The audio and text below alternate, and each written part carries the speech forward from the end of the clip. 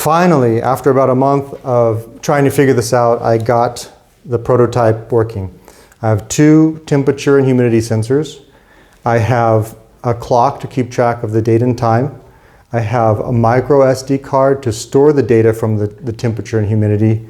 Then I have the 7-segment display to show the temperature and humidity, all powered by 5 volts using the Arduino Nano microprocessor.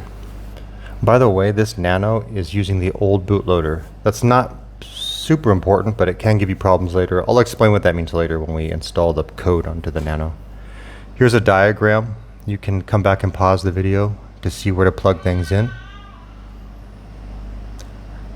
I just happen to be using green on one of the temperature sensors as the signal, using yellow as the signal on the other temperature sensor.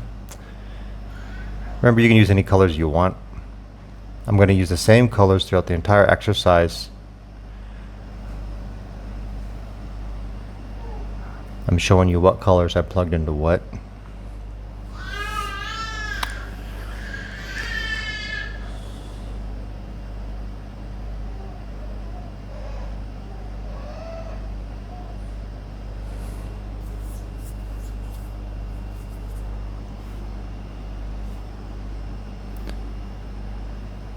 For CS, I'm using a blue wire.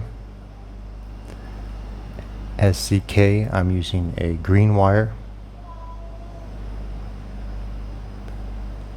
MOSI, I'm using an orange wire. To be honest, it'd be good if I invested in some different colored wires, but I haven't invested that much money into this. I try to keep, darks being the negatives and red being the voltage, like here. Red is 5 volt. Black is going to be ground.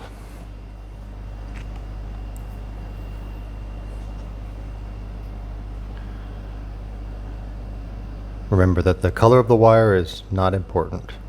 Here's the clock unit.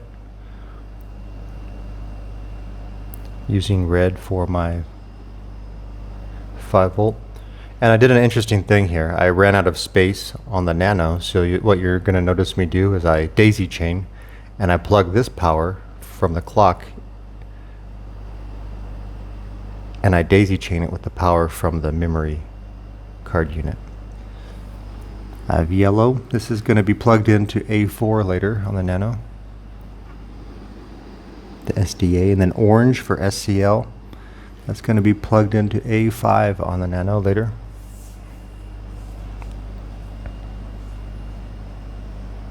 Let's plug in the temperature sensors.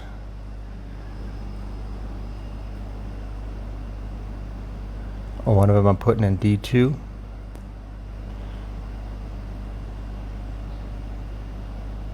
It's going to be the one I call external. You can call it whatever you want. Call it temperature sensor 1, temperature sensor 2, or just in this example, I've made one external, and then the next one I called it internal. The next temperature sensor I plugged into D3. Give it some 3 volt. And let me plug that wire into ground. I tried to make it black. Have a little bit of consistency here with the coloring. There's external on D2 and what I call internal on D3. This one's a bit of a mess, but let's start plugging in the memory card, MicroSD. Okay, I put the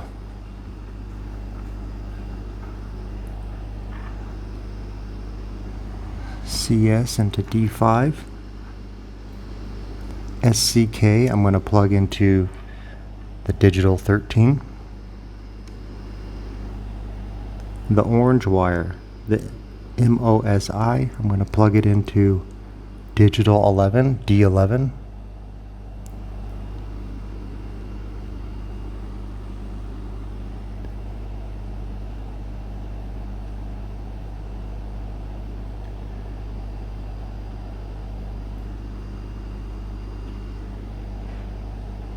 the white wire, MISO, I'm going to plug it into D12.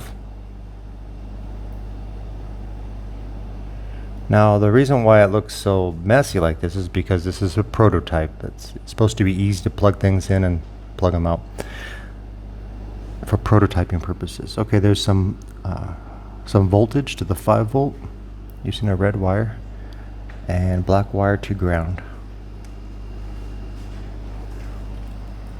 And here I decided to daisy chain the power and the ground over to next to the MicroSD because I was running out of space here on the Nano's breadboard. SDA, the yellow wire, I plugged into A4. Orange wire, SCL, I plugged into A5. And those you have to be careful with because those are very specific. A4 and A5 have a specific purpose. Let's plug in the 7-segment display.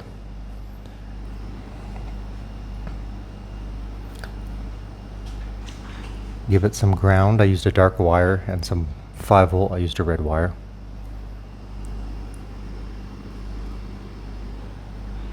CLK, I plugged into D8, digital 8.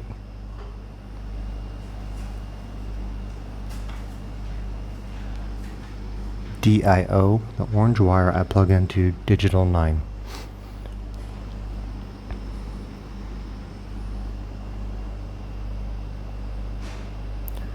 Let's plug our Nano into the computer. Now for the newbies, I'll show the whole process. Let's install the Arduino software. That's called Arduino IDE. This is how we get our code onto the Nano. This code is very similar to the C++ programming language.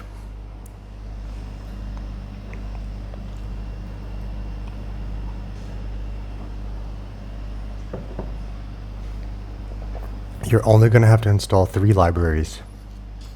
Remember, a library is like a way of communicating between software and hardware. If you went into a bakery and you started talking about car parts, the baker wouldn't understand what you're talking about. You would have to use the language of the baker, of bread and flour and milk. Then the baker would understand what you're talking about. One of the libraries you need to install for the clock to work correctly is RTClib, made by Adafruit. glab, RTClib, install that. That'll allow the software to communicate with the clock correctly, the DS1307.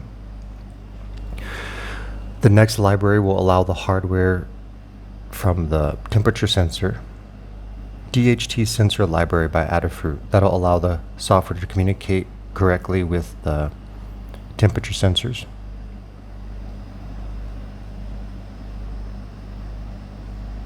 And then one more library I just put on the desktop for you. I'll include it with the, go to add zip library. You can also add a library like this.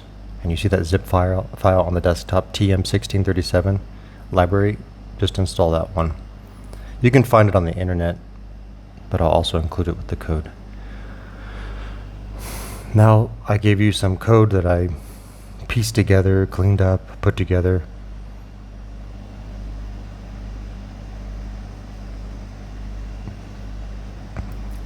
Let's check it real quick. Let's compile it. Okay, the green bar is moving. It's compiling it. It's checking for any errors, any language errors. Okay, it's done compiling. I don't see any errors.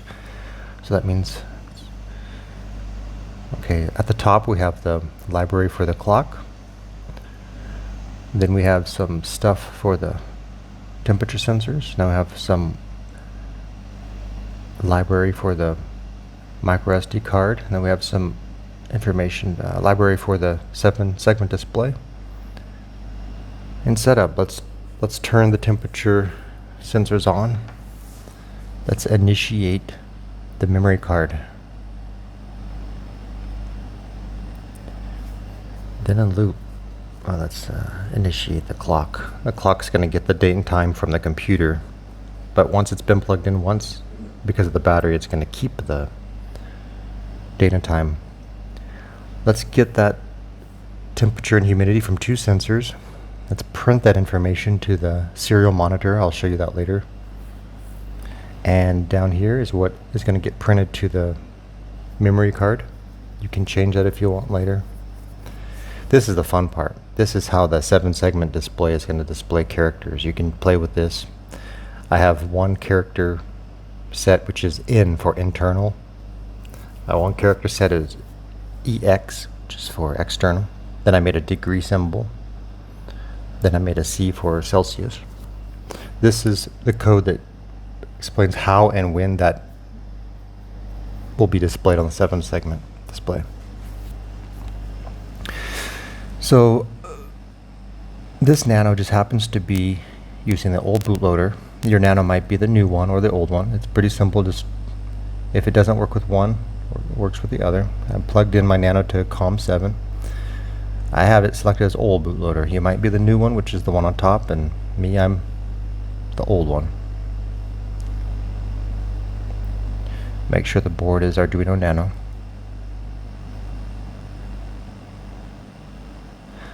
Let's upload it. Green bar is moving in the lower right. It's uploading in the lower left. Let's put the code onto the Nano.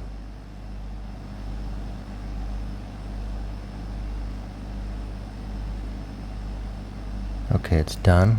Now let's look at the serial monitor. You see where it says serial begin 9600. Let's see if it's communicating with the computer. Okay, the clock's working. I have internal temp, internal humidity. Both of those temperature sensors are working.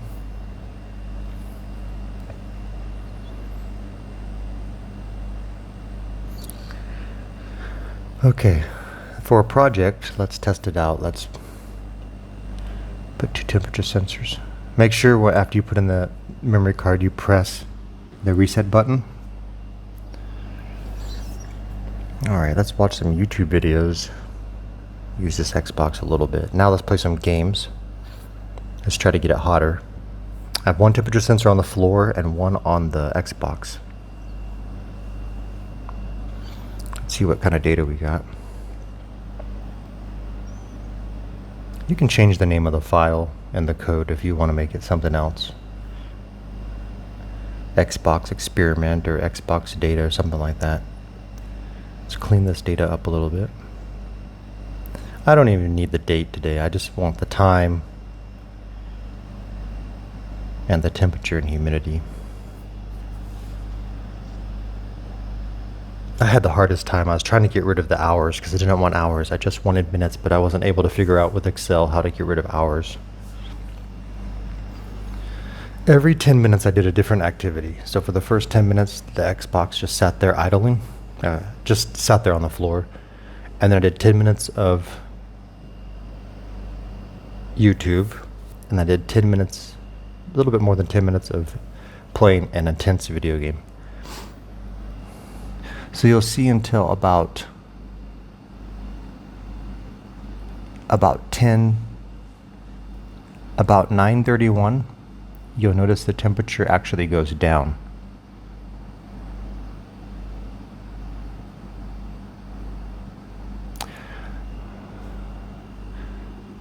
The Xbox temperature sensor had a yellow wire as a signal, so I decided to make that a solid yellow for temperature, dotted yellow for humidity. The temperature sensor that was on the floor had a green wire, so I decided to make that green, solid green for temperature, dotted green for humidity.